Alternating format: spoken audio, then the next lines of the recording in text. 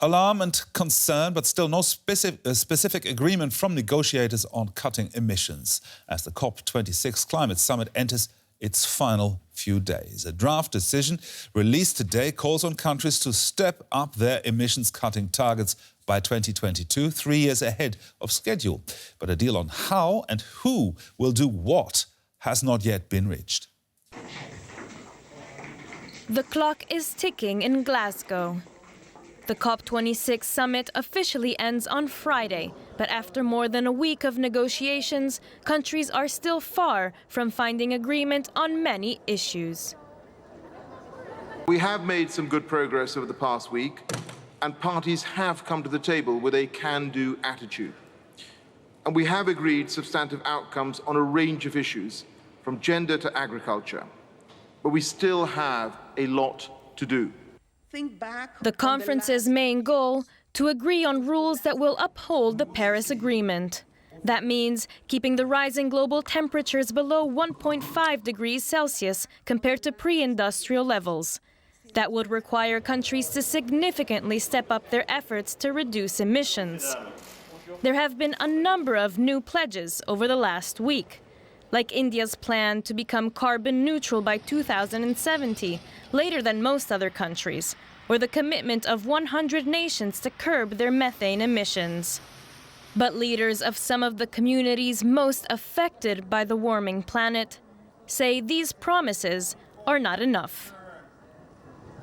I want to leave this COP26 and tell our people back home that there's been progress, and I can't do that right now. We need real solutions. We need real reductions.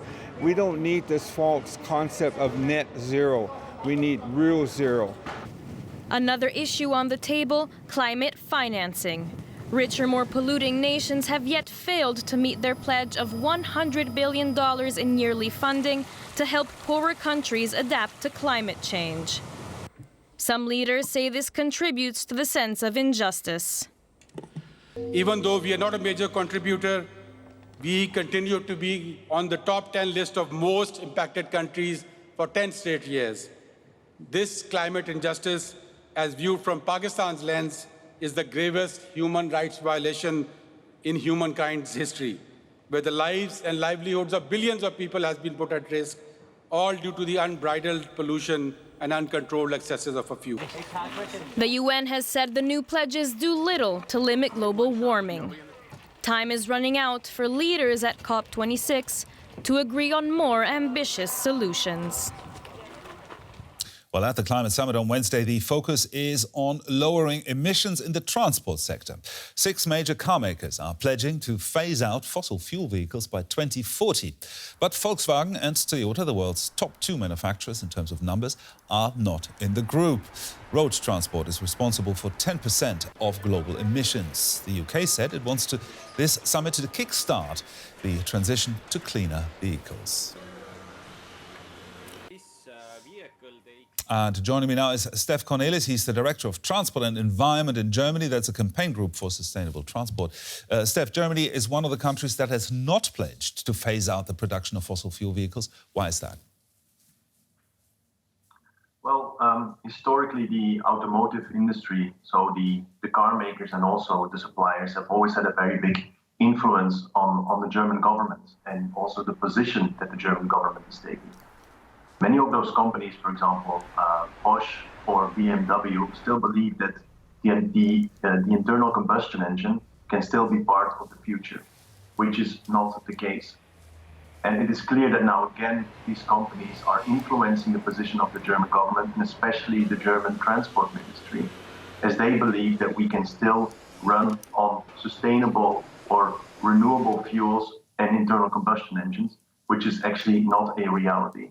That is the main reason why Germany is at the moment not supporting this. Well, some car makers are indeed wary of the pledge because it means committing to a costly shift in technology. Are electric cars really the only solution for the sector?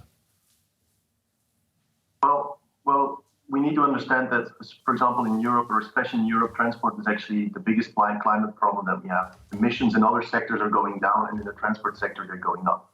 So we need action fast. And the only viable alternative is indeed electrification of the road transport sector. And this is not a costly shift. The key for car makers is to embrace this shift. And then this can be also a success story. That is exactly, for example, also what the CEO of Volvo has confirmed. When you embrace this technology and when you make sure that you are producing the technologies and that you are a leader and not a follower, then this is not an expensive shift. This will be a success story. When you are not leading, then you will lose the future market. But this is the risk that many car makers are at the moment facing, especially German car makers. And it is therefore also a massive blow for the reputation of the company and also a big disappointment that Volkswagen is at the moment not supporting this. Steph Cornelis there from the campaign group Transport and Environment. Many thanks. Welcome.